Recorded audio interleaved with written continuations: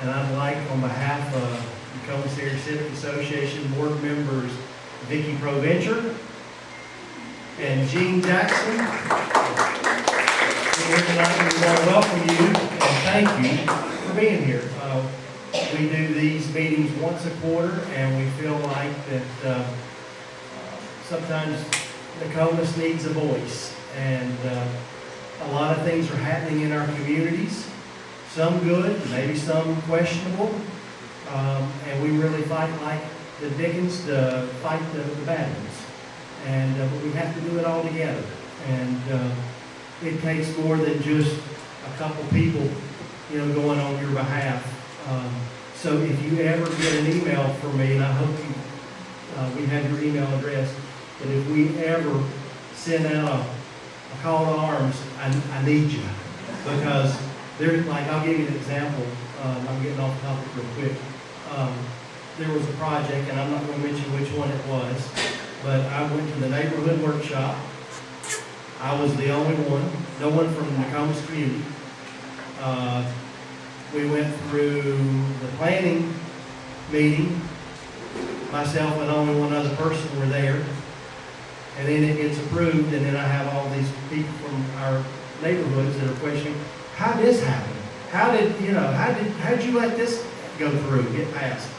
And I'm like, and I'm saying this sincerely, these commissioners, whether it's planning or the board of the county commissioners, they look at what the public, what we as a group, how we feel about it. Because no one shows up. They just feel like this, okay, everybody must approve. And then it's just, they stamp, move on. So if I do send you one, I need your help. But before we get started tonight, I would like to, I'm going to introduce you to a gentleman in a minute. But I'm going to ask Anthony Tanaka, who's sitting right here, to stand up. Everybody lead us in the Pledge of Allegiance, Anthony.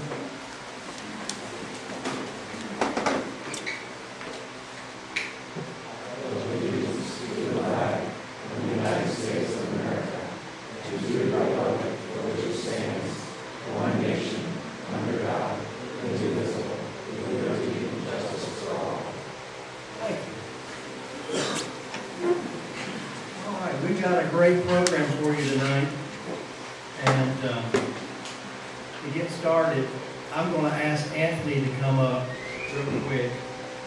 I met Anthony a couple of months ago. His mother called me and told me that Anthony, who's offensive line for the state champ Venice High School football team, as great as that is, Anthony's working on his Eagle Scout badge with Boy Scouts. And Anthony's done a great, and to get awarded his badge, he has to do a project on his own. And he gets to kind of pick what he wants to do. And so his mother and Anthony told me about a very ambitious plan that he's got. And I think it's great because NACA has, in the last several years, we've been having water quality summit meetings here. We've had speakers come in and address, our community about what's been going on, unfortunately, with some of our water and why we've got so much red tide out here. And so I'm going to let Anthony tell you about his project, but it has to do with water quality.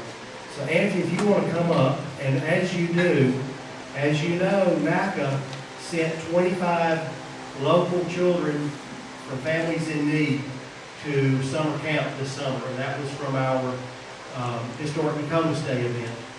Well, we are proud to give Anthony from the board approved, and we are giving Anthony a check for $225 towards the cost of his project that he's going to tell you about right now. So come on up, Anthony.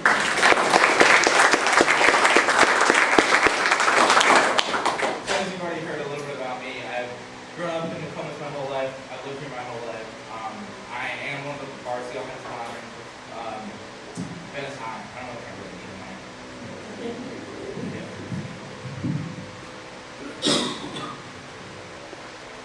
So growing up in Florida, water was always a big part of my life, and I had fished and done a whole bunch of other stuff in the water, and over the years there's been more and more red tide and more problems with water quality.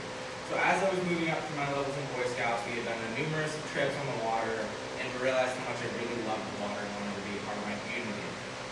So I got to brainstorming. I had worked with UF and some people, some other local organizations that are doing reef repairs and stuff like that, and we had found a new age style of project that we're working on. It's called a BOG. It stands for Vertical Oyster Gardens. And effectively what it is a all-natural artificial reef. I know how crazy that sounds.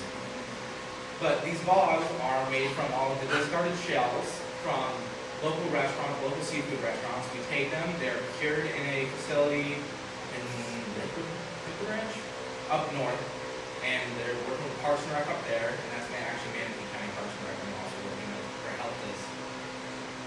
And these bogs, you take a whole bunch of these oyster shells, drill holes through them, and stack them together. And what these oyster shells will do is the new seedlings of the oysters that are floating along, that are those microscopic little things, are looking for something to cling on to. They're all modern docks and stuff. There's layers of protection so they won't grow. And what these bogs will do is attract the oysters to grow together and create sort of a fence line that will hang under your dock. And what is crazy about these is each oyster, full-grown oyster that can do it, can circulate about 50 gallons of water an hour. Just one of these oysters can. They're all natural oysters. And what these oysters will help do is help filter out, as we know, a lot of our waterways around here are fed by runoff and some bigger lake systems. And as we start setting these up, the water quality should help increase a good bit. And we're also working on a research thing. Another thing that's going to work with Parks and Rec is actually watch and see how well this works, because we're fairly new design. And we're looking for about 8 more people that have water access docks or know someone has water access docks that hang 2 of these on and let us come back every couple of months and survey them and see how they're growing and see if they're actually working. Because a lot of this is the first all organic artificial reef they've come up with that has no harm to the ecosystem if it's lost. And they're still trying to, they being FWC and Manatee and Sarasota County Parks and Rec are the big ones in this, are trying to figure out a way to keep track of them and have data on them. We're still coming up with that system right now. And I'll have more details about that in the future. So if anyone is interested in signing up for this, I know someone that's interested, there's a whole bunch of forms in the back, and I have some paper copies of those forms. If your phone doesn't work, or if you have problems working the internet, I have some paper ones that you can fill out with me. And I should be here for a good little bit. If you have any other questions, feel free to ask. And if anybody has a dock, you still need docks? I do. I need 8 If docks. anybody has a dock, They're right there. Buy the snacks. Go get you a snack and a little paper. And I'd like to say one more time, thank you very much for the Nokomis NACA. I'd like to thank NACA a whole bunch for helping do this. They're the only organization I've found so far that's actually willing to help the younger generation grow up and try to make something better in the community. And thank you very much for that.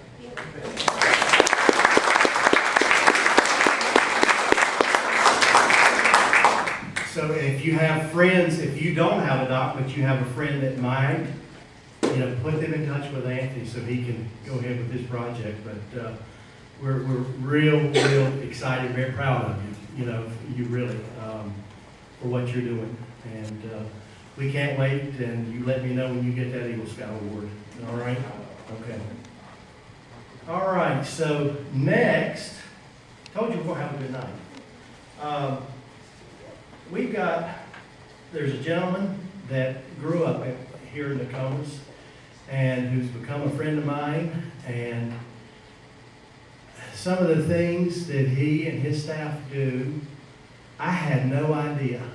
And I wanted all of you to learn what I learned in the last couple of years about our Nokomis Volunteer Fire Department. Where we have tonight Chief Steve Kona here, and I want to introduce you to him.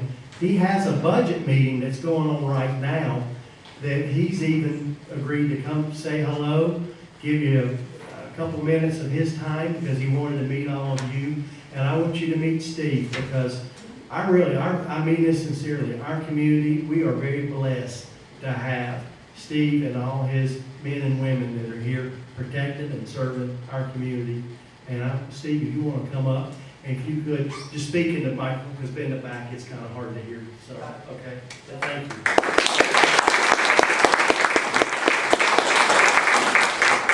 I usually move around when I talk, so I'm going to try not to tonight so you can hear me. Bill, do you have those brochures? I'm sorry, I meant to grab one. I'm going to do a quick commercial before I talk.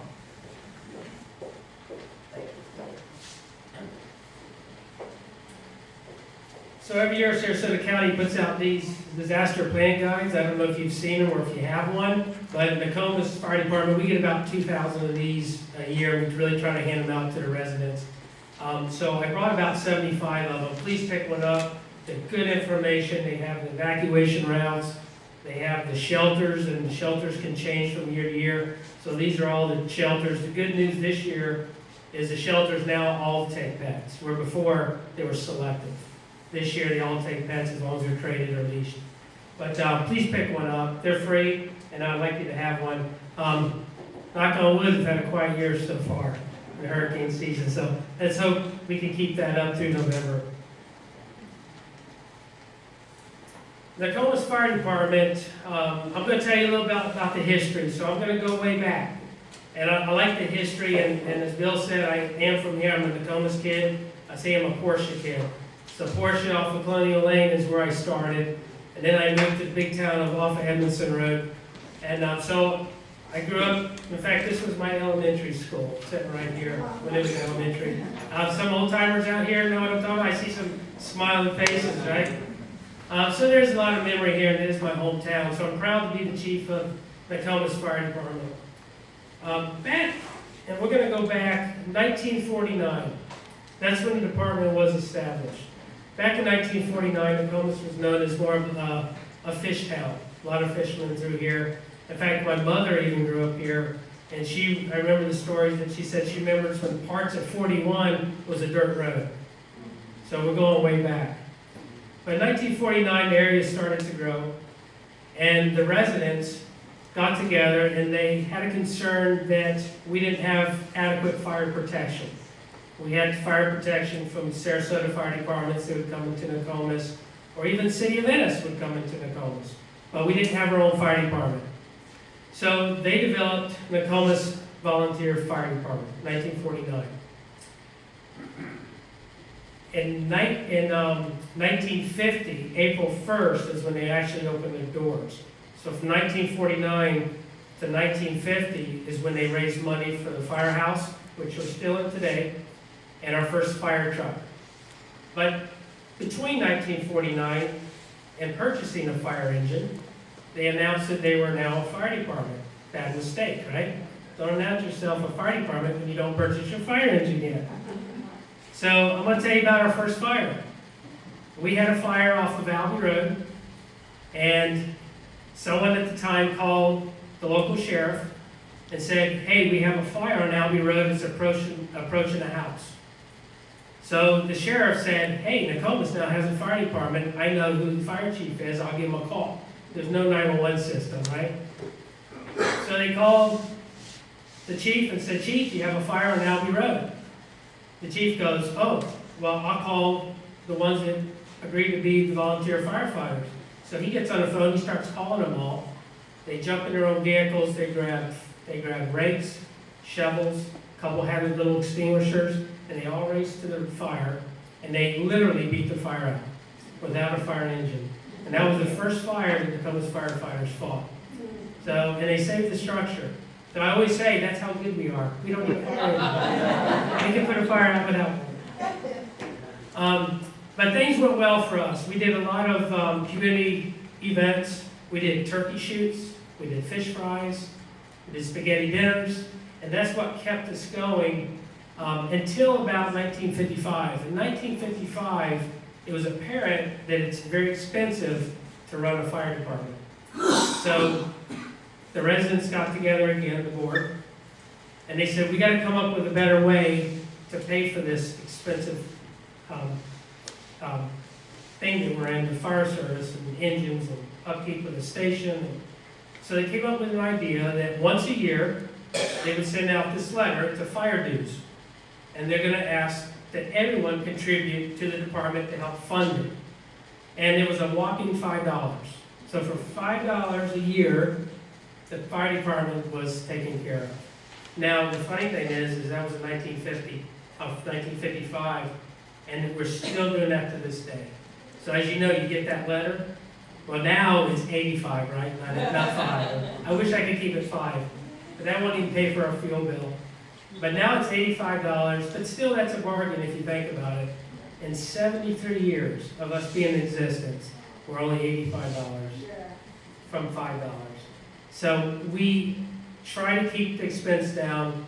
I'm from Nokomis, I have a father from Nokomis on fixed income. I get it. We want to keep the rates down. Our commissioners, all are from Nokomis. They want to keep the rates down. So we account for every penny, and that's what I'm going to after I talk here is our budget meeting. And so I think the department over the years has done a great job. Commissioners are great. They really care about the community, and we keep those rates down. Now, you say, well, how would the other departments be funded? You know, there's in Sarasota County, you have Inglewood, you have Northport, you have City of Venice, you have Longboat Key, you have Sarasota County, you have Nokomis Fire. So there's 6 departments here. And all of the other departments are funded by tax dollars, which is put on your property tax. If you in Nokomis was to look at your size of your house and compare it with someone outside the Nokomis area, you'd see a noticeable difference in the cost. So your taxes are lower in Nokomis because there's no fire assessment on it. Now, you'll see Sarasota County Fire, but it says EMS. So everyone's taxed EMS because they run ambulances in our area. But there's no tax assessment for fire, and that's where we're cost savings to you. And the other question is, well, are you as good? Your volunteers, are you comparable to Sarasota County, City of Venice? The answer is yes. Every department is rated through an insurance company called ISO, and they rate each department, and that helps determine your insurance rates on your house. So they come around every 4 or 5 years, and it's a report card of your department. We just had that done in 2019, and they rate your department from 1 to 10. 1 is the very best the fire department could ever be, goes down till 10, you can't even put out a trash can fire. Right? But that's how it's rated, 1 to 10. So the smaller number you have, the better department you are. For years, we were a 3, which is phenomenal. We were rated 3, so we were in the top 20 percentile of all departments in the country. In 2019, they came back, they reassessed Nokomis, and they gave us a 2. So that's remarkable for volunteers. I get a little tripped up thinking about it. Because it took a lot of work, hard work for a volunteer department to keep up with the career departments, and we've done it. And that is a thank you to you that support us. Because without your money, we couldn't have the nice equipment we have, the training we give. We couldn't have that, the uniforms we buy for the firefighters. It's a very expensive business to run, believe me. And I would love to spend any time with you. Usually when I do these talks, I say I still want that hometown feel. And if you want to know more, come by in the morning and have a cup of coffee with me. And I did that last year. Somebody showed up, wanted a cup of coffee. I love that. I love that. I love to do it to every one of you, if I could. But, so who's coming tomorrow morning? I'll be there at 8 o'clock. So, what do we offer? What do we do? We run 2,200 calls a year, and we're starting to see those numbers creep up, as you know, because of the area's growing, the population. We get a lot of traffic crashes in our area that we go to. And fires, believe it or not, are a small portion of what a fire service does anymore. Mostly it's medical, 70%, which is the same with us. I'm an EMT. Most of our department is EMTs, about 90% of us. And we back the county rescues on more serious type calls. So when you see that green fire truck following a rescue, it's probably a more serious call that we're going to back them up on. And we do that in the Nokomis and Osprey area. And if you don't know our area, our district, we cover all the way to Blackburn Point Road. So from Blackburn Point Road, all the way down to the city of Venice, and then we cover out some east of the interstate where the gun range is and the landfill. We cover that as well. And we also cover 5 miles of Interstate 75. So as the interstate runs through each district, each fire department is responsible for that part of I-75. So we cover 681 northbound to Clark Road, because we have a station there close to RV World, and we're the quickest to that part of the interstate. So that's our area, 16 square miles and 2,200 calls a year. That's our average. And we're keeping up quite well. We have 50 volunteers. We staff no less than 7, bare minimum. And we cover 2 engines. And we also in our department, and this is the benefit of having your own department. In Nokomis, we know what Nokomis needs are. We know the roads, we know the kind of construction of the homes, the areas, we know Casey Key's narrow. So we buy equipment accordingly. And that's what you get when you have control of your own department. That's why Venice has their own, Longboat has their own, Northport, Inglewood. People say, why don't you just have one department? Well, sometimes bigger is not better. And if you're more isolated and you can just concentrate on your area, Nokomis has, and we have the equipment that meets your needs. And I'll give you, for instance, we carry we have a 2,000 gallon water tanker, because we realize there's areas in Nokomis, such as our mobile home communities, that don't have fire hydrants. So we carry a 2,000 gallon tanker. We purchased that for areas such as that. We have 2 engines that are 30 feet long. Some engines are much longer. We realize that some of our streets are narrow, such as Casey Key, and so we chose shorter type of engines. You wouldn't get that if other departments came in and took over fire protection. They have a set engine that they buy throughout the county, and that's what you're going to get in Nokomis. We don't believe in that. We also have a brush truck, because we still have areas of brush fires. We have an off-road rescue vehicle, because we do have those areas where we have to rescue people off-road on Legacy Trail, which is getting quite often now. We have 2 staff vehicles. We have supervisors respond to every structure fire in Nokomis. And they're, one's in the station 24/7, the supervisor. I'm the other, I respond 24/7. When I'm not at the station, I respond from home because I live in Nokomis. So we have 2 supervisors show up at every structure fire. You'll never get that if we lose Nokomis. So it's important that we're supported. You have supported us for 73 years. We really appreciate it. And we're going to give you the best job we can, with the best equipment we can possibly buy. I don't want to take up a lot of time. I know Mark Hawkins is going to be speaking tonight. We really came to hear him. Right, Mark? Right. I had the opportunity to meet Mark a few months ago, and I'd love to stay and listen to you, Mark, to hear more what you have to say. Unfortunately, I do have to go to a budget meeting. I'd rather be here, but I do have to go to a budget meeting. I'd like to open it up to questions. If anyone has a question, please ask. Will you accept more than $85 for if someone wants to put a little more in the envelope? Yeah, thank you for asking that. We actually get quite a few people that round that off, which is good. They round off to 100.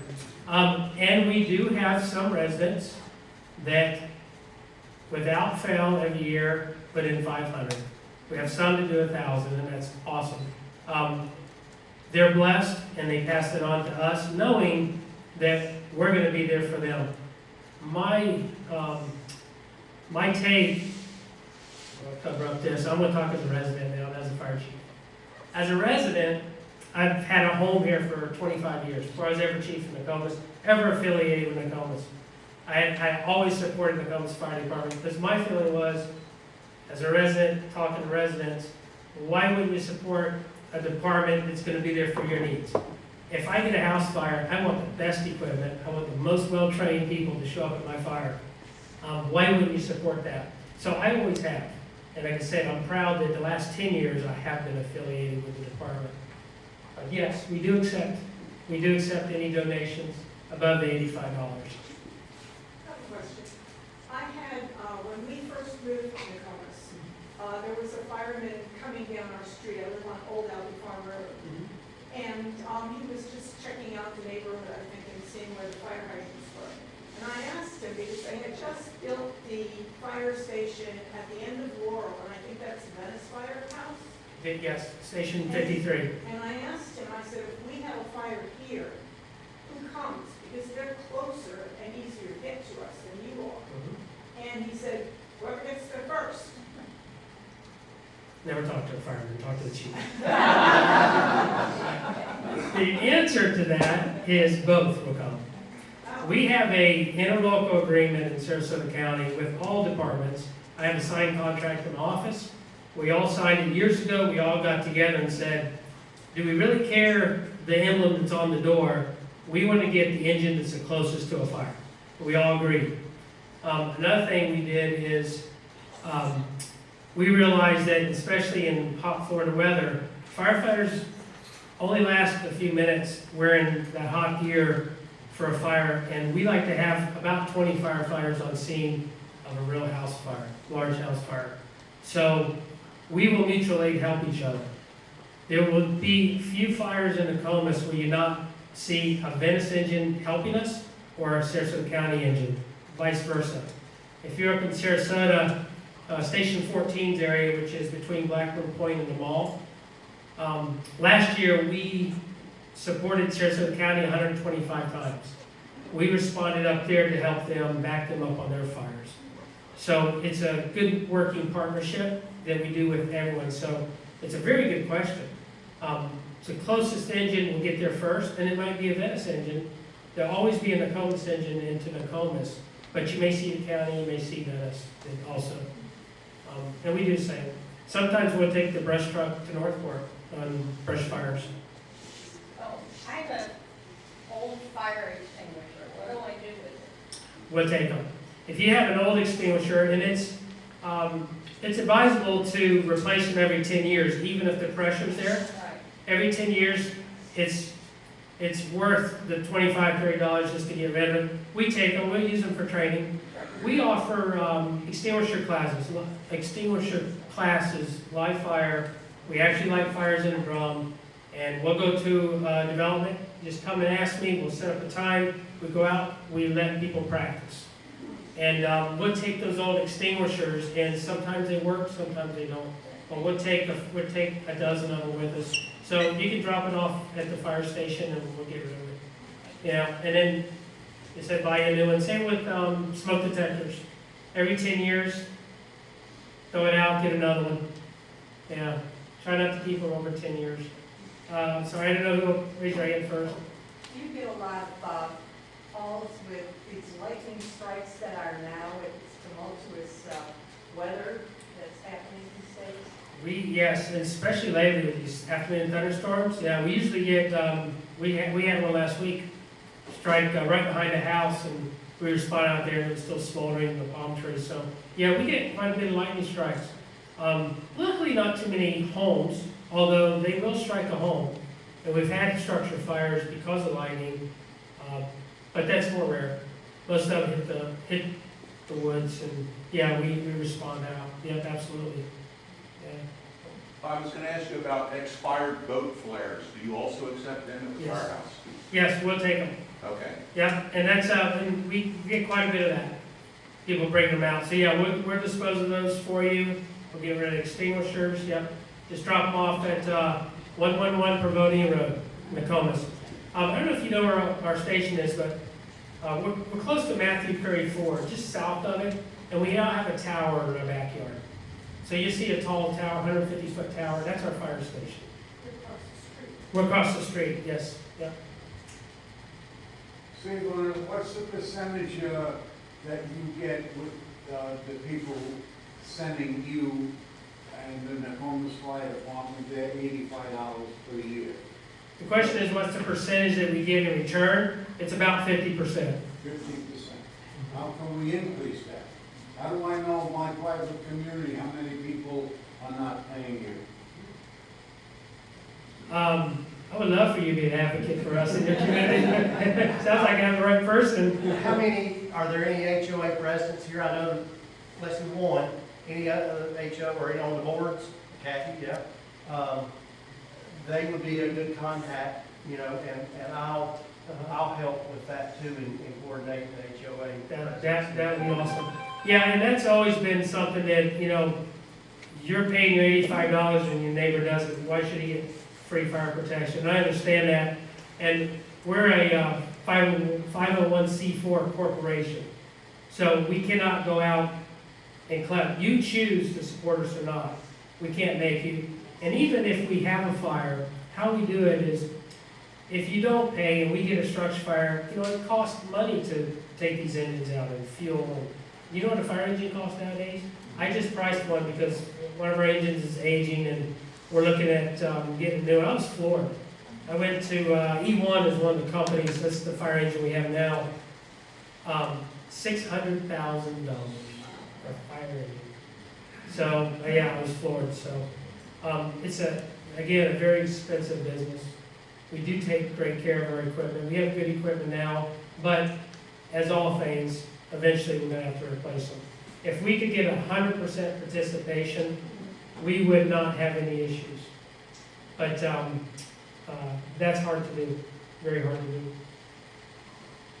I just want to speak to that, when we were new to Nokomis, and we got the letter, we're like, is this a scam, or is this real, or, you know, new people don't know unless someone tells them. Yeah, she's very, I don't know if you heard it, she's very, very true.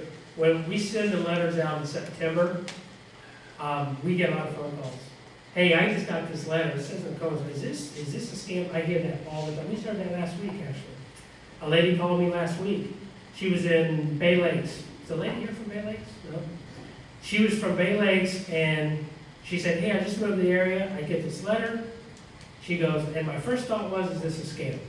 So she called the station, we told them, no, ma'am, this is how we support ourselves, support the department. So she wrote a really nice article. She goes, give me some information. I'm writing an article in their monthly.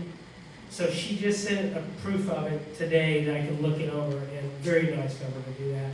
Sent a nice letter about our department, where the funding goes, and so, yeah, and we get a lot of residents moving to area, and that's the challenge, is getting that message out, who we are. And we try, and the letter that comes, and I know there's a lot on there, I think there's too much on there, because what do we all do?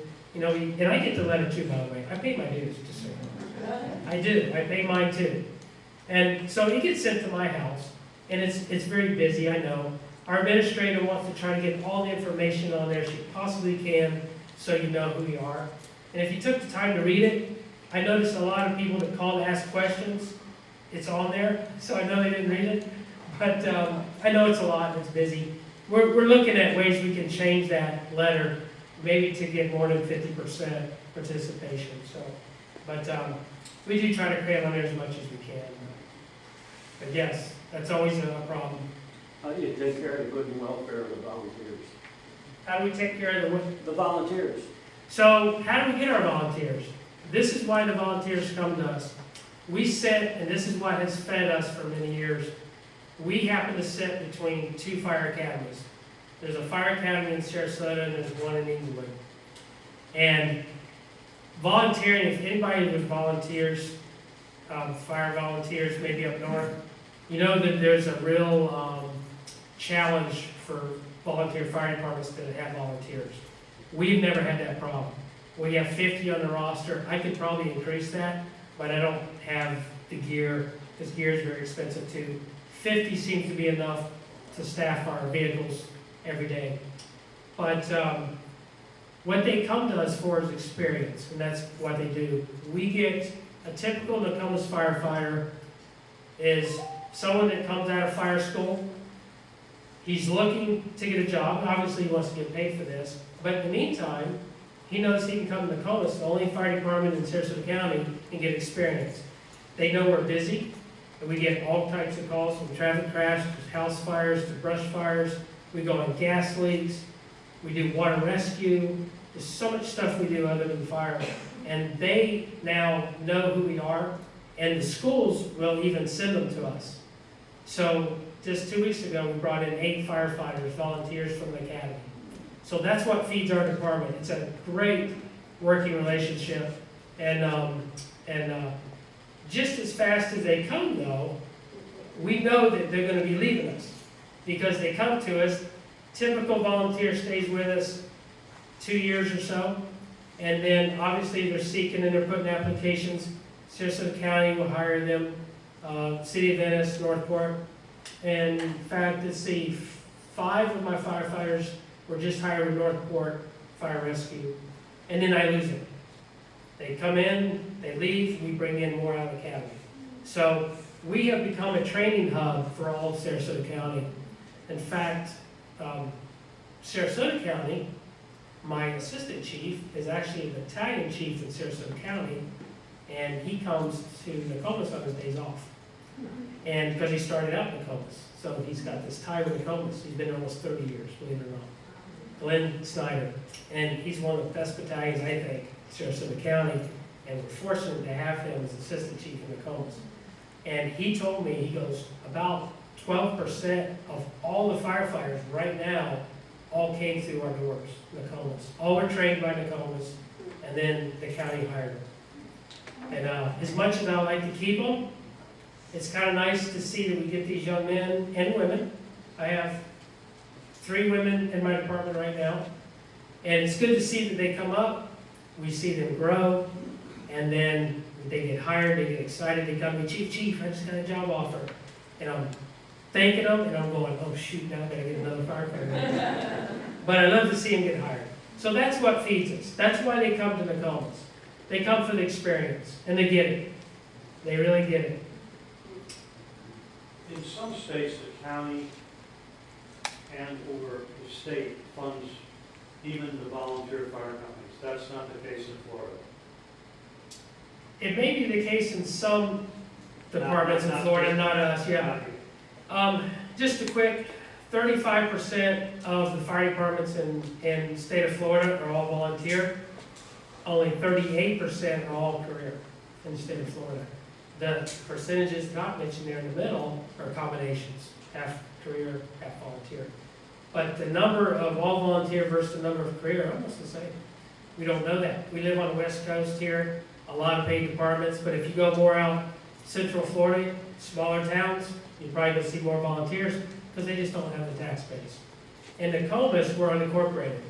So we can't be put on new taxes in an unincorporated Nokomis. You know, we don't have a city hall, a mayor, and so we fund ourselves through a corporation, through this dues program that we send out. But yeah, if we were funded by taxes, then it would come from 100% from everyone, but it's not, and I'm not so sure we can even do that in Nokomis. The dues program, does that fund your retirement, your pension, and so forth when you guys retire? No. Did I have you come to my commissioner meeting tonight? No. There is no retirement in Nokomis, no pension. It's I'm a paid firefighter because I'm there every day. So I'm paid. My assistant chief is part-time paid. He's there 3 days a week. I have 1 full-time paid firefighter that we just brought on last year, and then we have administrator. But none of us have benefits. We knew that going into it, but they simply can't afford it. That's the bottom line. We all our money first goes into our equipment. That's what's important. Second, into our house, and then at the end of that, there's no money left for retirement. But this is my second career. I did 23 years with the City of Venice Fire Department. I retired as a deputy fire chief. Retired from there and had about 1 month to see what it feels like to be retired and started this job in Nokomis. So I have investments from Venice Fire that would probably just fine. But yeah. Any other questions? I have 2. Okay, go ahead. First, now I'm going to forget. What can we as a community do to make sure that the county does not take over Take over? and get rid of you? About every few years, over the last 73 years, And every few years it comes up. Yes, I think, and this is me talking, I think Sarasota County would love to have the tax base here, $2-3 million here. They would love to come in and take this area over, and we stand in their way. But I really feel like Nokomis Fire, we give the same service, if not, and I don't want to cut down the county. I have friends in the county, my assistant chief is a battalion chief. How can I say this? We have those choices now. We can choose the equipment we have, like I mentioned, and I don't want to lose that.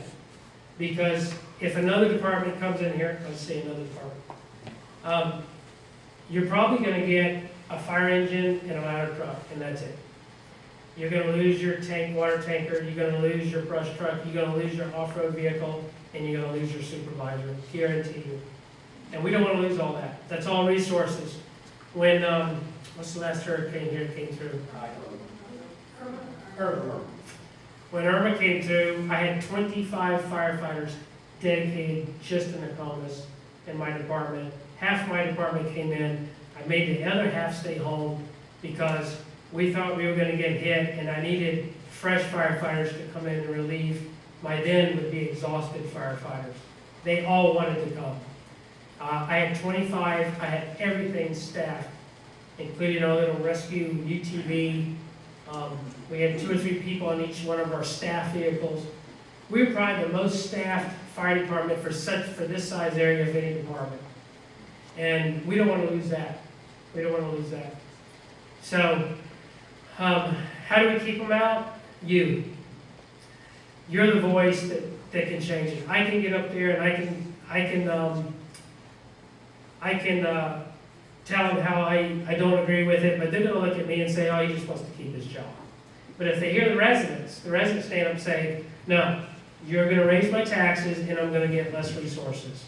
That's going to change your minds, right? That's how you change it. You fill up county commission office and let them know how you feel. Yeah. Or you let people like Mark Hawkins back there keep putting the plug in for them. But that's what you do. You get involved in the politics. Because we don't want to lose what we have. Are there different categories of volunteer fire departments? Where we have lived in a little very little town outside of Washington, D.C., the volunteer department, we got to become friends with the one volunteer that every year came around the neighborhood obtaining our contributions. So why were they able to do it and you're not? It's I can tell you, I think I understand your question. I'll answer it this way. I came out of a store, I was in uniform, came out with Kyle's Hardware a couple of years ago, and a woman walked by and she goes, oh, Nokomis Fire. She said, well, in my hometown in New Jersey, they only ask for $25, and you ask for $85. And I looked at her and I said, no disrespect, but I said, my guess is you came from a one-horse town, and your department probably runs about 200 calls a year. And she kind of grinned and she goes, well, that's right. And I said, ma'am, I said, $25 won't even pay my insurance and my fuel bill. So the more calls you run, the more stations you staff, the more equipment you have, costs a lot more. $85, if we asked for $25, we wouldn't last 1 year, I'll be honest with you. We'd shut our doors. But the equipment we have is why we asked what we asked. Part of your problem is you're saddled with the responsibility of answering all the calls on county property without being funded from the county. Because Nokomis covers the KCK beaches, both the parks, and you're down there 3 times a day doing water rescues. Yeah, if you heard them, and we cover landfill too, and the gun range, which is county property. So that is correct. And those are all in Nokomis, and we cover them, and we're not funded, right? The county is not going to give us money for that, I know. And that goes back to, and what they would argue with us is our 4-county mutual aid agreement. But when I say like covered, you don't go to that gun range every day. But No. you're at the jetties 3 times a day with a water rescue. Yeah, you see us down there, huh? Yeah. 3 times a day. Yeah, we do. We get water rescues down there, absolutely. And it's not just us, and it's also City of Venice. City of Venice responds with their fireboat to the jetties off Nokomis. Venice Police, it's always in the water, respond. We just had a drowning a couple weeks ago, and I don't know if you were there for that. It sounds like you have some knowledge of that, but we go down there. But we had the Venice Police involved. So yeah, we had other departments involved that's not in our area. If there was a way we could work that out with the county, yeah, I would be glad to talk to you. I'll give you my card if you have some more knowledge of that, absolutely. But as it sits now with our interlocal agreement, we help each other out. They come into the Nokomis area, we go into the county's area. There's not much we can do, because we help each other, and that's what we do. So, and there's not that much area in the Nokomis that's the county. It is the landfill, it is the beaches, it is the gun range. But we do cover those areas as well. And the school. Well, Nokomis School, right? That's county. Yeah, and that's in our area as well. Do you actually bill people who don't participate in the voluntary $85 a year program? Yeah, do we bill, do we respond to fire? Yes, in fact, I was getting to that and I got sidetracked. So how we do it is, I think it's on the letter too, we try to explain that, is if we go to fire, and we do respond, by the way, because that's a big question too. If I don't pay my $85, will you still respond to my fire? And I say absolutely not. They pay it, no. No, but one department did do that a couple years ago, by the way. One department did do that. They responded, which I don't agree with. They responded, the people didn't pay, they said they were watching the house burn. Terrible. But I will tell you that year, I had more people call me and ask me, now if I don't pay, will you put my fire out? Like, yes, we will. So we did. We respond. But what we do is, if you don't support us, I go to the administrator, she looks in the record, she goes, no, this address didn't pay, and then we can generate a bill, and we have. We generate a bill, we send them a bill, we say, look, this is what it cost us. This is what it cost our department to put your fire out. Please just reimburse us. That's all it is. We still can't collect that. We're a corporation. 501c4, we have no teeth with that. I wish we did, because if you don't support us, I think you can at least pay us back for our expense. But when we send those letters out, again, about 50% have paid, or some will pay partial. If it's $3,000, put your house fire out, they give us $1,500. I've got partials too. But we'd rather not do that. And I don't like sending those out. I don't like when they have hardship and we send them a $3,000 bill and their houses, I don't like that. I just wish they would just pay the $85. It's very little, and to support a department that's going to support you, I think it's nothing. Thank you. We're taking up a lot of time, I know. So the only thing in closing, everyone here tonight, Chief Kona's getting ready to go, but I want you to promise that you're going to, all of us are going to be his advocate to let your neighbors, your HOAs, spread the word that this letter that's coming out, that it's legit and that he needs that. And so if everybody would just promise, if you'll just talk to one neighbor, one board member, just get it in your HOA newsletters. If you need information, myself or Chief Kona will be happy to provide something that you can print. But just everybody promise the chief, because he's got to go get money now.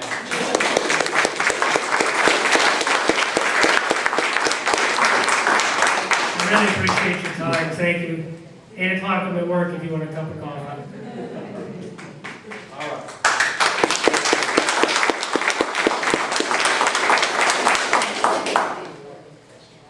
All right. How about that? That's pretty good, wasn't it? Huh? We really are. We're very fortunate to have that fire department here in our backyard. The next part of our program, I'm going to be careful what I say, but I'm saying it from the heart. NACA has a long, long tradition of any time the election cycles come through, whether it's the 2-year or 4-year, we have always given the candidates, and I'm talking about both parties, a platform. We feel like that, let you decide who's the best candidate for you. But it's kind of hard to know the candidate unless they're allowed to be asked questions, whether it be from a debate moderator or from the constituents.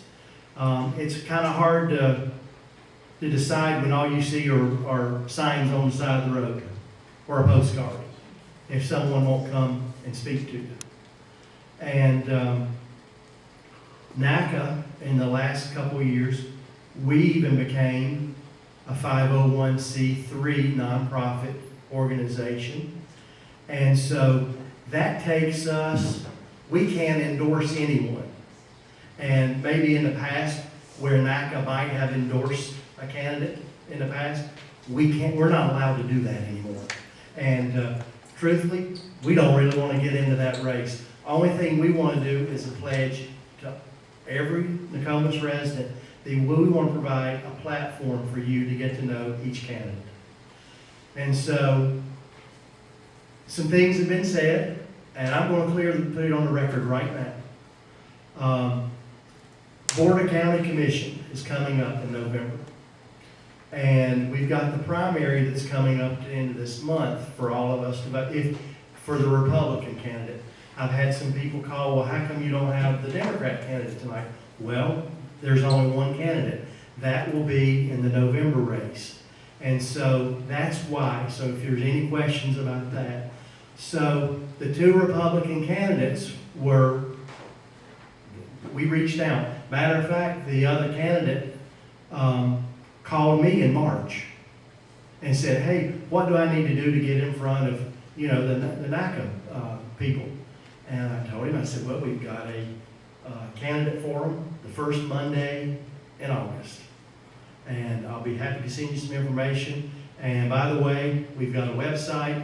We'll be happy, you send me the information and we will put your information on the website. Never received it. In May, and I have a thread of text messages, and I have a thread of computer emails requesting the other candidate to be here. Declined. So I thought, to be fair to all of you, if that person chose not to be here, we're still going to have where you can meet the other candidate. And to make it fair, we even provide the questions weeks in advance. So there's no gotcha questions. They know, we've always felt like giving the questions in advance, you're going to get the most prepared answer. And so that's what we've done. So I've got the questions right here that candidate Mark Hawkins received, and he's going to be asked tonight, and he's going to be able to answer to you those questions. And the other candidate would have been asked these exact same questions. But I wanted to put that to rest because I don't, there's some stuff that went online, and I don't want to get in a back and forth and all that. But I'm coming here to address all of you, look each one of you in the eye. And some people say, oh, well, NACA is endorsing Mark Hawkins. No, we've always stated that we don't endorse any candidate. But Mr. Hawkins has asked to be before you. He even asked back in February when we had a meeting, hey, can I come and just, show up? Absolutely. Anybody's welcome. We're open to the public. So anyway, enough of that. But we're getting ready to, if you've got, we've got a lot of things to vote on. I've had some people ask, well, what, we don't know these candidates and the hospital board and the school board and all that. The one I got probably the most were on the hospital board. And the only thing that I can answer to you, if you have a question about the hospital, it's not an endorsement. But, with a lot of things that have been going positive, I feel positive in our neighborhood where we've got the new hospital. If you're happy with what that board that agreed to invest this money in that property and that structure, and all these physicians and healthcare workers, if you're happy with that, then you know what, let your conscience guide you with there, because there are a lot of incumbents, I believe, there. But other than that, that's about all I've got to really say about that. I know that people down in Northport, they've just agreed that they're going to build hospital down there. So a lot of things are going on with Sarasota Memorial. I know there's a new cancer wing up in Sarasota, and there's been talk, about ours maybe having some type of, I know at one time, is that true, Vicki? Yeah, New tower coming, yes. Another 120 beds. Vicki, she represents NACA. We're on the neighborhood board for Sarasota Memorial here in Venice, Nokomis. So, but it's a tremendous investment they're making in our community. So that's about all I'm gonna say about that. But anyway, so we're getting ready to be empowered, because with a lot of our meetings that we had, you know, what's going on with the traffic? What's going on with this development? What's and it is. It's because this is our lifestyle, and it's important. And we feel very strong that you should have as much information about these people that are getting ready to, represent us as possible. So I want to invite Mark Hawkins to come down and get before you, and you get to know him. And I'm going to ask him 5 questions right now. Come on down, Mark, and thank you for coming tonight.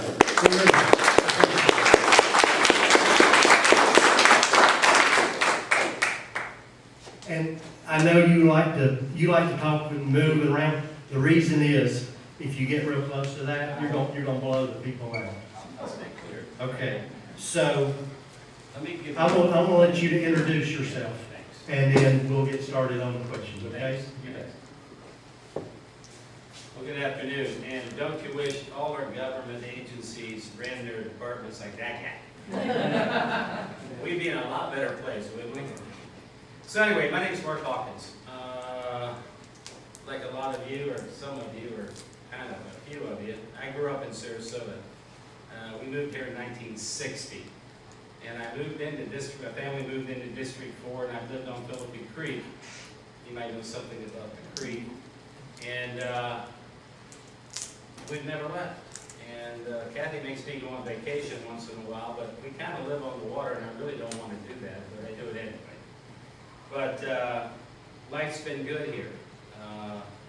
I have certain things I'm for and certain things I'm against, and I'm going to go ahead and talk about a few of those before you ask me the questions. They'll be intertwined, but I'll just go ahead and tell you how I feel about certain things. I'm not for hotels, luxury hotels on Siesta Key, and I would have never voted for them. The situation we've got at 41 and Stickney Point Road is twice what it should be. It's an overdevelopment. You can't get on Siesta Key now, you can't get off of Siesta Key now, and they're going to add a lot of traffic. And one of the commissioners walking off the stage after a 5-minute vote said, yeah, we voted for it, but it won't affect your traffic. Well, it will affect our traffic, and it's going to be terrible. Another big key to me is growth. Growing up here, obviously, I've seen a lot of growth. And it's not going to stop because this community and our leaders have pressed for more growth all the time. The problem isn't as much the growth, is that we don't build the infrastructure to go along with the growth. So, because we don't do the infrastructure when we do the growth, then there's no place for the traffic to go, there's no place for the people to go. We need another north-south corridor on the other side of I-75, and it should be being built right now, and it's not. And that's what we need to do. I'm very strong and think it's very important that we have workforce housing. One question I had from one other questionnaire asked me the question about workforce housing. They said, what do you think about our supply of workforce housing in Sarasota County? The simple answer is we don't have any. And it's not that difficult. If they can decide to put 45 acres of stuff on 25 acres at US 41 and Stickney Point, then you can change zoning and you can change density to build workforce housing. I'm a general contractor for the last 30 years. I know something about it. I know how sticks and bricks go together, and I know how to build, and I know we can do something that is affordable. For instance, this gentleman was here. Our first responders, they make $35,000 a year to start. Well, how do you live in Sarasota County if you're making $35,000 a year and there's no workforce housing? You can't.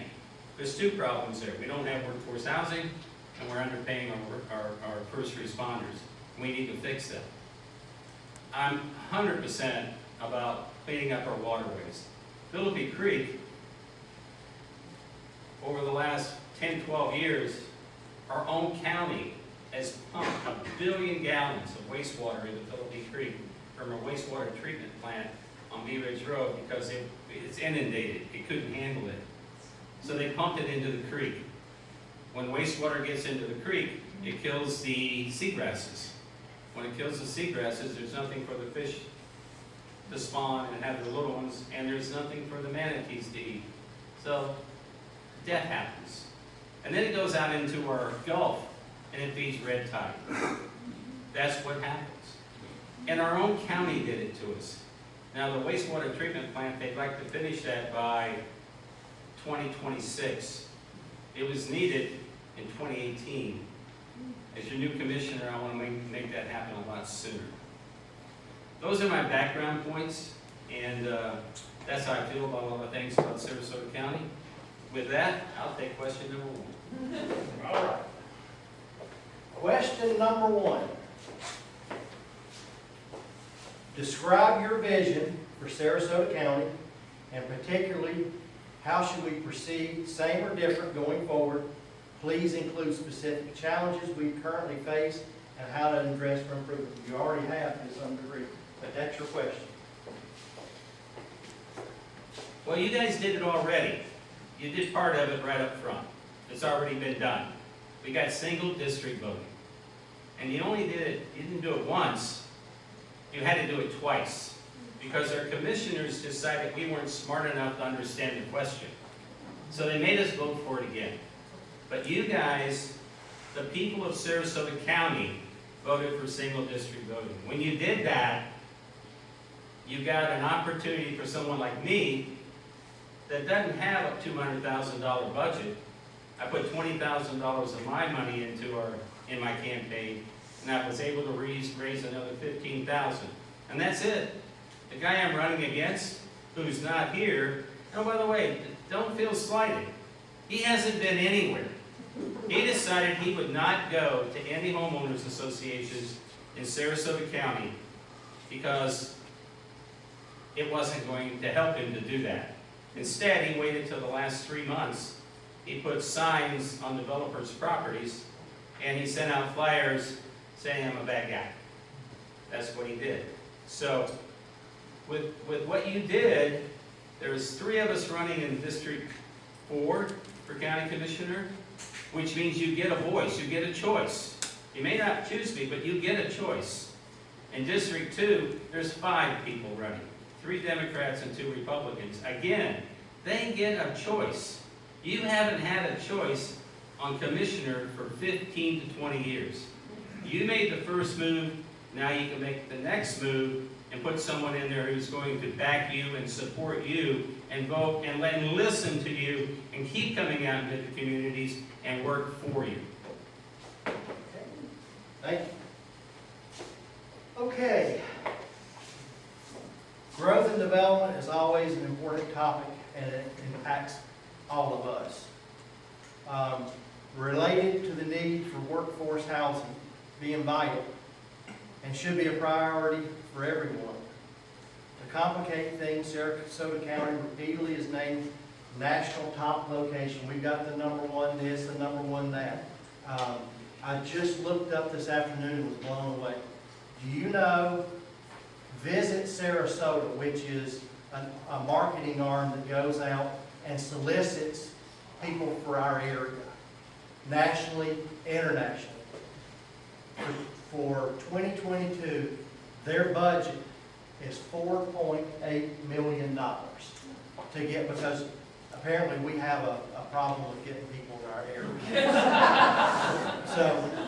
So, you know, how, we live in a paradise, we don't want to spoil it. The question is, how do you balance growth versus development with the need for workforce housing? Well, I kind of answered that a little bit already, but as someone who grew up here in Beneva Road was a dirt road, and on the other side of that dirt road was cattle and orange groves, as far as you could see, I guess I've seen quite a bit of growth. Workforce housing and growth kind of go together, but they don't. Growth is, and what we've worked for in Sarasota County with the EDC bringing in, companies and corporations and the tube guy and all the rest of the stuff so that we could have a business front here. And then growth, our developers want, you use our property, take up what we have, and put as many homes out there as they can. I'm not for that. I'm for the 2050 plan and comp plan that we have in place. What our developers have done is they go in, come up with a plan, and once they come up with their plan, then a year or two later, they come back in when there's nobody there, there's no press, there's nobody, and they ask to have that comp plan for that area massaged. And when they get it massaged, then they go from 1 house per acre to 2 houses per acre to whatever they can get it so they can make more money. I'm not for that. I'm for growth like the comp plan says and about the 2050 plan says, and I think we should stay within that environment. We can't even keep up with that environment with our infrastructure. So when you add 3 or 4 more layers of construction on top of that, it just won't happen. Now, as far as workforce housing, we have, you don't know this, and not many people do. I was on the planning commission, planning with John, and one of the things we found out, because they put me in a group called SHIP, because they were trying to figure out ways, every 2 years they come up with a plan on how to do workforce housing, whether it's a midterm or a general election. A couple, 3 months before that, they come out and say, hey, we got a new idea for workforce housing. It's called the Lisa Group, or the Mary Beth subdivision, or this, that, or the other. And within about 3 weeks, it all goes away. You never hear of it again for another 2 years. We have 24 parcels of property that the county owns. The county owns it, which means we own it. We're not making any taxes on that. When there's homes being built, and some of it could be 5, 10, 15 acres at a time. It's sitting there, and it's not sitting in, like Deer Creek, or it's not sitting in a nice, some up-level subdivision. It's sitting on property on roads that you could easily build on. And the property's just sitting there. The county could very easily work with developer and start putting those properties in place. You can build, believe it or not, and I know this because that's what I do. I've been doing it for 30 years. You can build a 3-bedroom, 2-bath house with a 1-car garage on a piece of property for about $200,000, $225,000. Depending on the zoning, depending on the size of the house. I'm not talking about 1,800 square feet, I'm talking about 1,200 or 1,300 square feet. But if that's all you need to live, and most of us have been downsizing on our home sizes anyway. You're not getting 8,000 square foot homes too much. Well, out here you will. But most of the subdivisions aren't that way. So you can easily do it, and if you got a lot that was worth $100,000, but the county owns it, so they could charge you what they wanted to charge you, and you could put 2 houses on that lot, then you got 2 houses, you're around $250,000, $275,000, the developer can make some money, and everybody's happy. But we don't even try to do these things in our government. This guy that left here, he doesn't know a no answer. And our government, our county commissioners, the ones we have, they won't even return your calls. They won't talk to you. I grew up here. What I think is important is that we have a back and forth. As your commissioner, I want to listen to what you have to say. I don't want to just dictate to you. I want to work with you, and I want the people's will to be as important as the county commissioner, not the county commissioner be more important than the people's will. Next.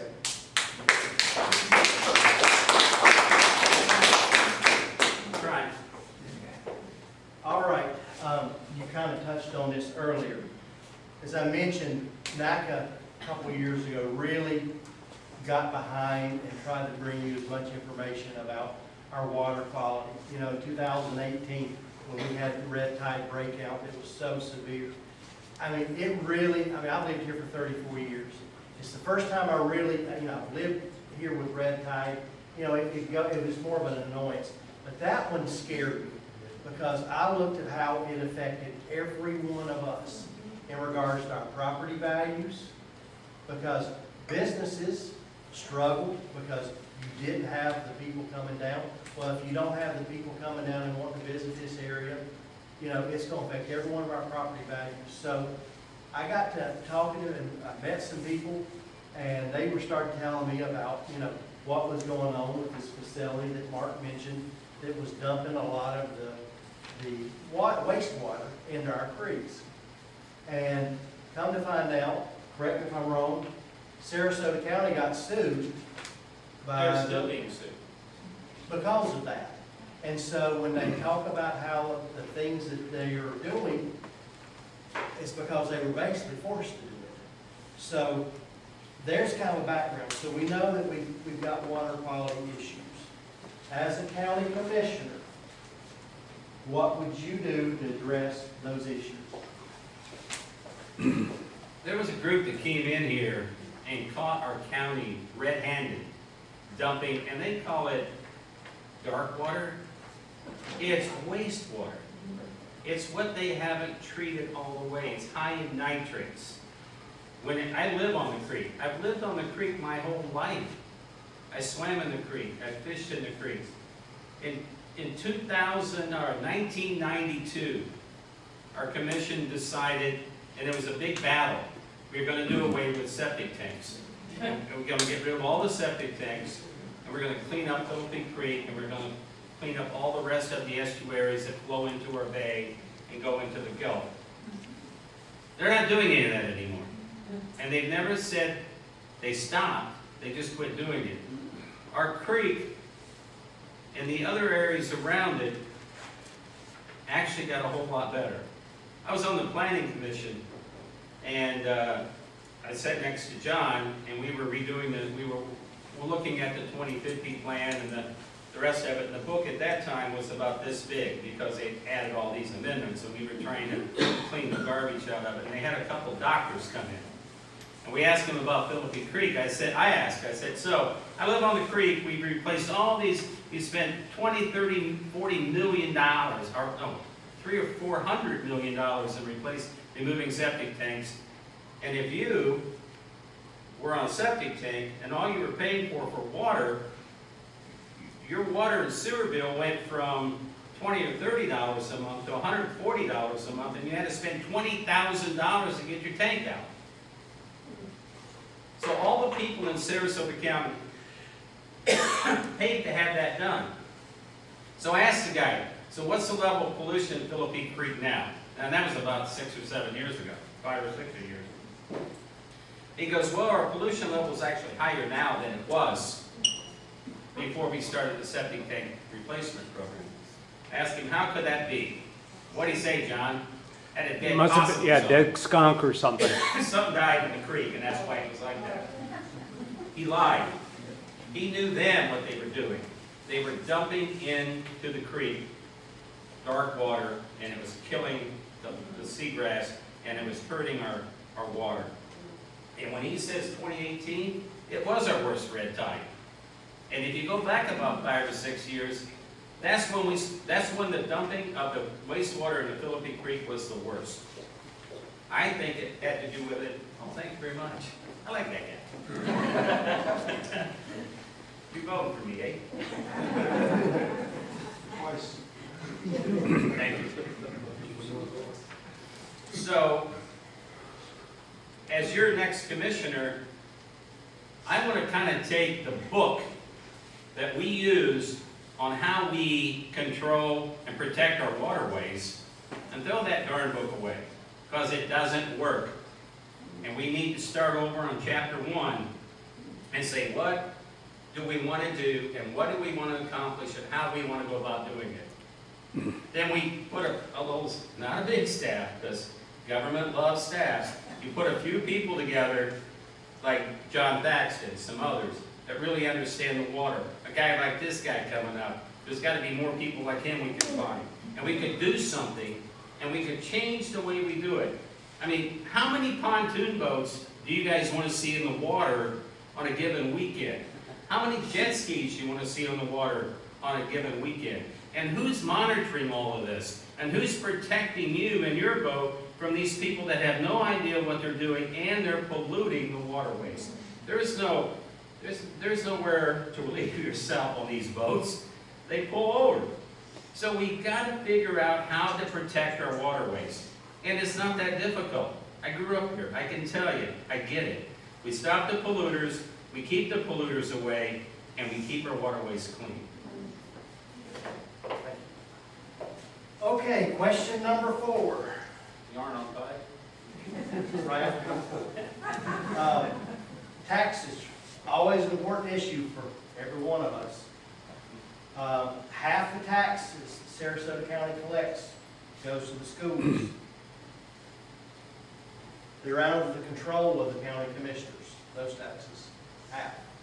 Sarasota County is roughly $1.3 billion, big budget. It's huge.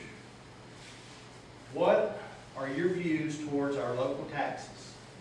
Please address the huge windfall the county has experienced in tax collections due to the recent real estate boom.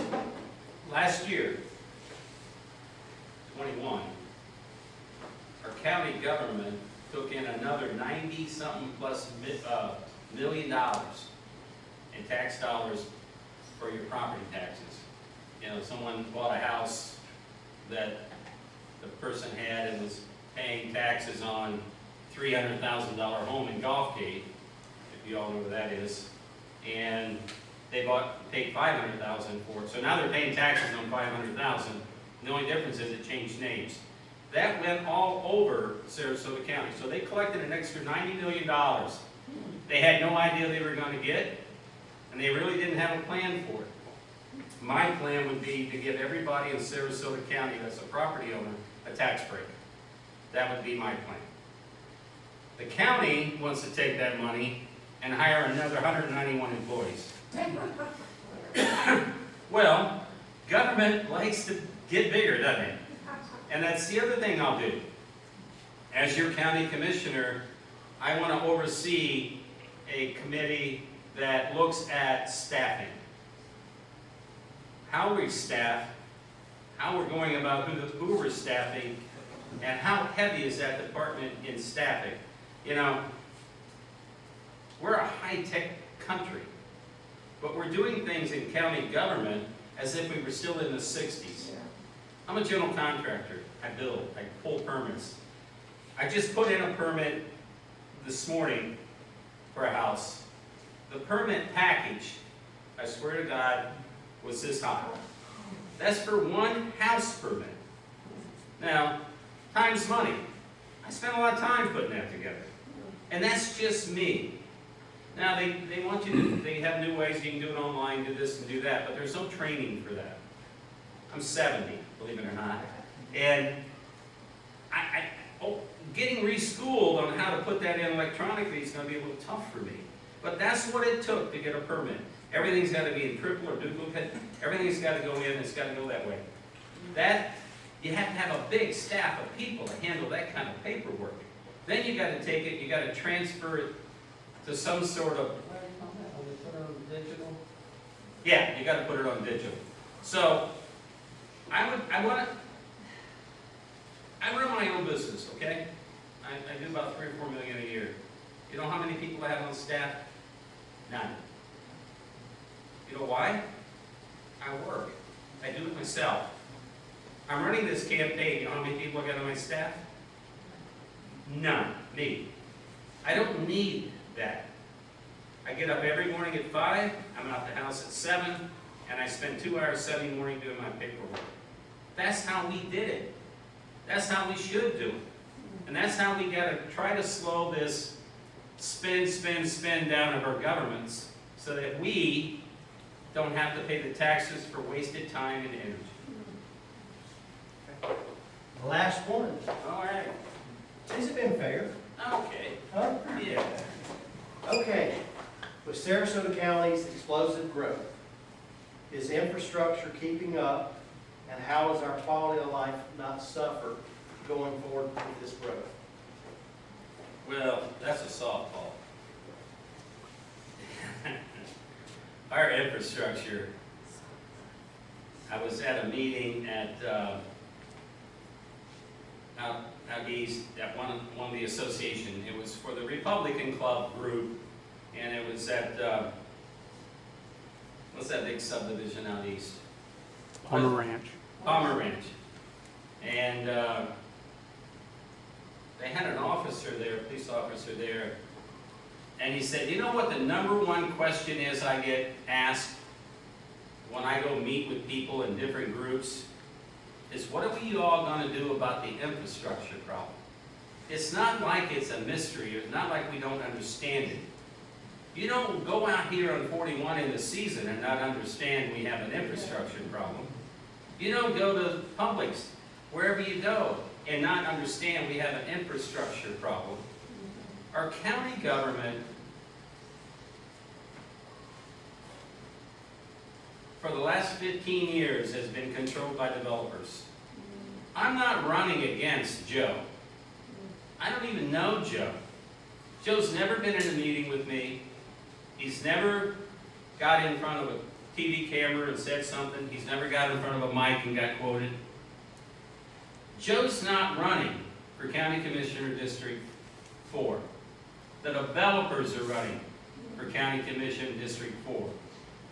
They've had it that way for 15 years. And me, myself, I'm out here on my own. And I'm trying to do something I believe is right. I'm trying to give you folks back the power to run your own county and run your own government. And I will step aside as your county commissioner and let you help me understand that. I will take your advice. The developers have been given free rein to do whatever they want. 41 and Stigney Point Road will be a nightmare when they get it built. I don't know where y'all live, but behind that plaza, there's a little neighborhood that's been there since the early 60s. Hollywood Boulevard, Sherwood, Hazelwood, all those streets back in there. The streets aren't wide enough for two F-150s passing each other. And that's going to back up to this development. There's no sidewalks. There's no gutters. There's nothing. And the county didn't make that group upgrade anything. Gave them to them. And one of the commissioners, he's not running now, Ziegler, said, I just don't see a problem with this. Well, it's a problem. So, I want to close with this. We're done, right? That's the last question. All right. I want to close with this. I want to be your commissioner. I want to do what's right for us. I want to be there when you call. I want to do the right thing. I grew up here.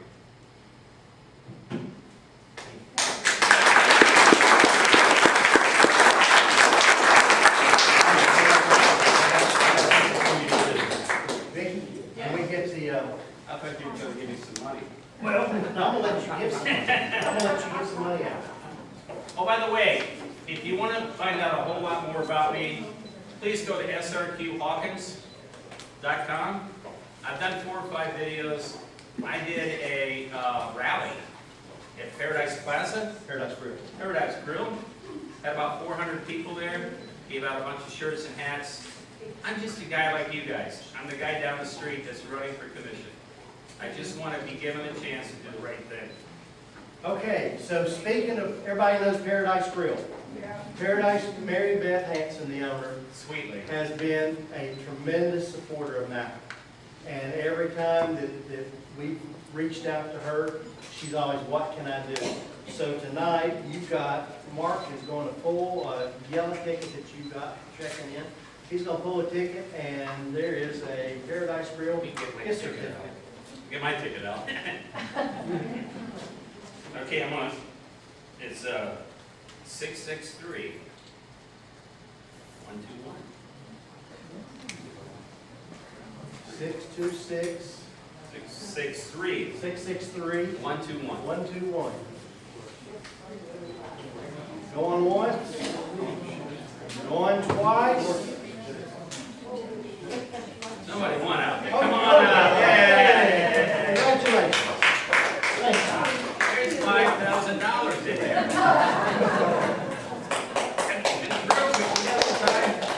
I'd love to take a few questions. I'd love to take a few You questions. didn't want a compass with grading. You didn't want a compass with grading.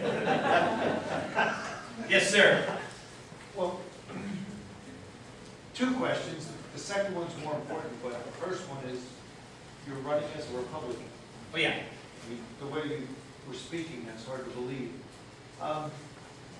More importantly than that, you're District 4, correct? Correct. How far south does that go?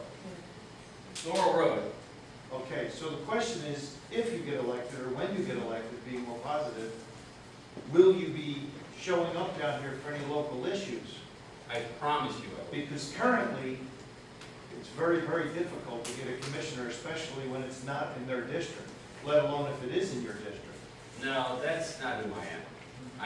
I tried to get that across. I When live I on- get elected, I will be out and I will take your call. When you call in now, you call for Al Mayo, you don't get Al. Exactly. You get 3 levels down when you finally get an answer. I was your neighbor. In fact, I lived in Pine Shores, those streets you were naming, Yeah. for 30 years, and I left because of that. Yes, sir. And we don't have a lot of representation down here from somebody that we can get to show up in person. I will be there. I promise you that. Thank you. What was your second question? That was it. Well, the first question was, He if did. you're really running as a Republican. Well, that's kind of nice. Yes, sir. How are you going to work with the rest of the commission? Well, you guys have set that ball rolling because you went with single district voting. There's going to be a lot of turnover now in the commissioners' races. You got District 4, and I'm going to win it, which that's a turnover. District 2, the guy that was there decided not to run anymore. So they're going to have a difference there. Cutsinger, I was on the planning commission with him. I can talk with him. I know him. So there's 3 votes possibly that I could get. I know I can get mine, and I think I could get the guy or lady that's going to win on the other side to come along. That's going to get voted in because of the change, we want to work together. I can guarantee you that.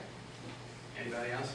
Yes, ma'am. I was just gonna ask you your jurisdiction, so you're north of Laurel Road, and what else? Oh, Okay, I kind of go, if you keep up with the gerrymandering, which is tough to do, I almost thought I got put out of my district. I missed it by a bridge. But it's from Bee Ridge Road out to Honore to Proctor, and as far out east as you want to go.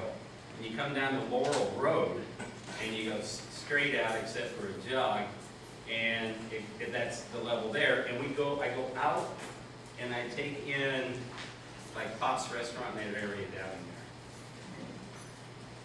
Yes, ma'am. Are you on Laurel Road, or are you north or south? Kind of split, one side or the other. Split? Yeah. Oh, Yeah, boy. yeah. Well, 41 is the one for District 4, and it splits down the road.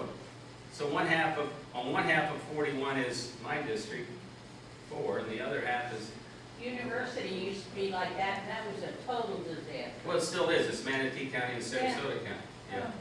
There's a couple little neighborhoods, like behind the Publix Yeah. on Laurel Road, that are in District 4, and then behind Paradise Grill down on Casey Key, a little bit of it goes. I said if you could keep up Yeah. with gerrymandering. Yeah, there's some wiggles. Yeah. Another question? Yes, ma'am? So you talked about how long you lived here. I've lived here almost as long. I Good can for remember you. when you could sit on 41 on a Sunday, in the middle of 41. How come you look so much younger than me? Just lucky, I guess. There has been unprecedented growth You used to be able to see horses on the roads here in my neighborhood. Yeah. It's all turning into developments. Yeah. I know you've said that you're not comfortable with the growth that we have, but you haven't really talked about how much you want to restrict that growth. Do you? There's, just speaking off the top of my head and talking about something, I probably couldn't really do it justice. And that's the problem. As your commissioner, I want to look into things. I want to understand why we're doing what we're doing. I want to understand why we're not doing an east-north-south corridor already where Lorraine Road is. I want to know why we're not building that stuff now. I want to know why we can't get that wastewater treatment plant built before 2026, and we're polluting our creeks, which are killing manatees. I want to know a lot of things.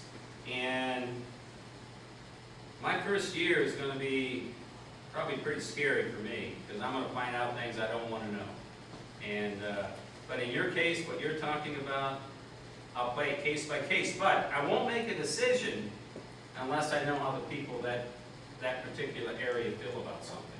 And that's going to be the biggest change you're going to see. You're going to get a voice. Yes, ma'am? Hi, we're speaking about the north-south corridor, Lorraine Road, and presently the county commission, and a lot of people don't realize this because it was never advertised, but they're looking at a county-initiated comp plan amendment, CPA 2022F, to designate 11 miles of Lorraine Road as a business corridor, which would include warehousing, light industrial, from the section from University to Fruitville, and then Clark Road all the way to SR 681. A whole strip, which would be mixed in with residential. And you kind of said that you would be against, I mean, we have a big plan, the 2050 plan, and why would you be against making 11 miles of warehouse distribution corridor in what's already primary residential areas? I'm not an expert at it, but I did read about it this morning, and I took about an hour to look into it. And you're exactly right, that's what they want to do. The Planning Commission voted 6-0 against it. 6-1. 6-1. Well, that's close. Yeah, it was good. So, if you got 6-1 against it from the Planning Commission, you know, the Planning Commission is kind of like a guy who cleans your boat. They knock the barnacles off the bottom and clean it up and put it back out and see how it works. And they send it to the county commission that way. They clean it up. And they cleaned it up by saying no. But it's still going to the county commissioners. I'm not for it. I don't mind some of it, you know, like right at the intersections, but not all the way through 681. That whole new subdivision, getting an industrial park, I'm not for that. So they You understand what she's talking about? Did you guys, the rest of you, agreed about that? So we're 681, you know it's going to be a full clover leaf, right? They're going to do that thing. But coming off of that, they want to make it a road, Lorraine Road going out. They want to decide that to be an industrial park. Yeah, low-grade industrial park, not the way they phrased it. They made it sound pretty, but it's not. It's just not. So I would not approve that if I was your commissioner, and I will be your commissioner. And they just approved July 12th 4 other segments, and this was an add-on. So anyway. And that's how they do it. We've got to stop that kind of stuff. You know, you people get all, you know, the people where he lived over there, all the Sherwood and Hazelwood and Larchwood and all that area in there, they got mad. They went and screamed, and they screamed for 3 or 4 years they didn't want that subdivision. And they just wore you down. They kept doing it until you gave up, almost gave up. And then the commissioners took a 5-minute vote and voted it in. But it was 3-2. Hines and Dieter voted it down. The other 3 voted it up. So when you ask about how you can get people to work together, there are people like Nancy Dieter that'll still vote for the people's rights. And she's done that a lot. I followed her somewhat. I don't know about Charles that much, Mr. Commissioner Hines, but, you know, he's gone now, and he's been gone for a while. But Nancy voted, and Charles voted against that thing that they built. And you had to move away from your neighborhood to get away from it. And that's what we gotta quit doing. Yes, sir. How do you feel about the development of the 681 from 41 going out to 75 on both sides? When I moved here in 2002, that road was being built, and since then now both sides got developments being built up on it. That's Palmer Ranch. That's Palmer Ranch? Yeah, and All those subdivisions? yeah, it comes around the corner and goes all the way across, goes across where 681 is, and goes to the other side. That was plotted back in the 70s and approved. It just actually got built out that far over the last 15 years. But it took that long. We never had another subdivision like Palmer Ranch or Estancia and all that before that went in. Huh? Okay, you get one more question, and then this guy's throwing me out. Have you had one already? Okay, give me one. You were talking about the sewage facility that they're building. If we need that now, what about all these other houses that are going in, or that they built, and they're in the south of county? That's why I'm saying we gotta get it done now. Is it gonna be big enough? Yes.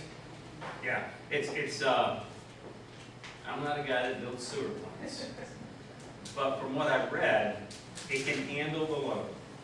And that doesn't mean when they get the rest of that development out east, which will get developed one way or the other somehow, a little bit at a time, if I can control it, then there may have to be another plant out there to also come in and take over some of the load from that plant.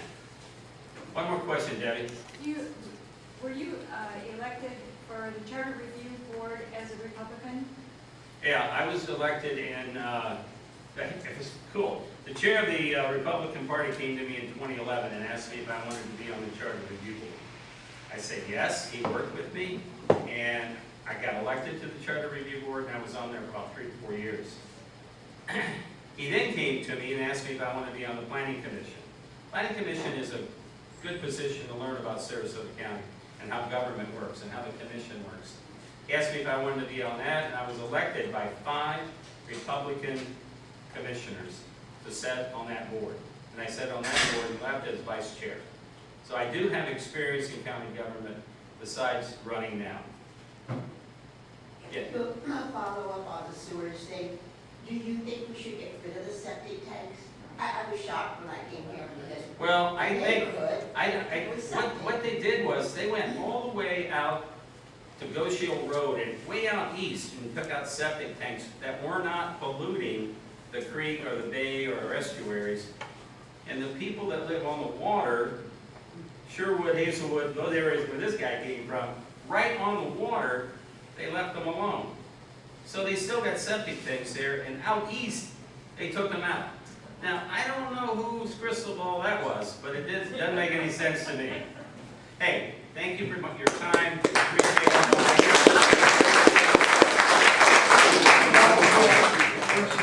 Thank you all again for coming tonight, and as you're way out, you've got these booklets that Chief